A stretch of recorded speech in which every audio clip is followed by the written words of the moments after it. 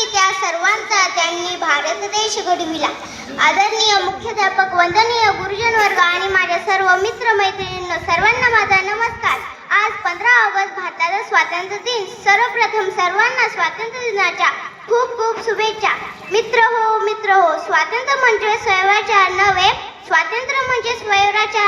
स्वातंत्र्य टिकवण्यासाठी आपल्या देशाला देव मानावे लागेल. स्वातंत्र्य टिकवण्यासाठी आपल्या देशाला देव मानावे लागेल. हे सत्य कळूनही लोकांमात्र वळताना, कारण चराचर सृष्टीला निर्माण करण्यासाठी त्या परमेश्वराला वाटले की या देशाची स्वर्गभूमी व्हावी आणि येथील माणसाने जगाला माणुसकी शिकवावी.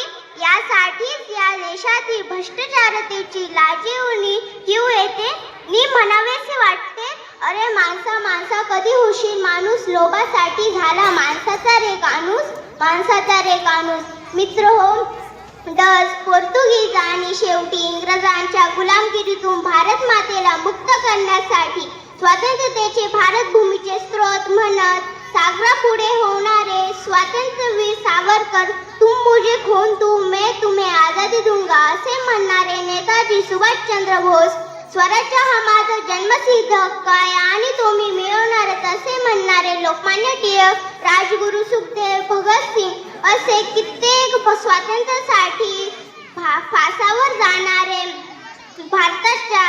भारत मातेच्या सुपुत्रांना माझा कोटी प्रणाम. म्हणून आज आपण मोठ्या अभिमानाने तिरंगा फडकवतो. शेवटी एवढेच म्हणेन, किती आक्रोश झाला, किती रक्ताच्या नद्या वाहिल्या, तेव्हा स्वातंत्र्य दिन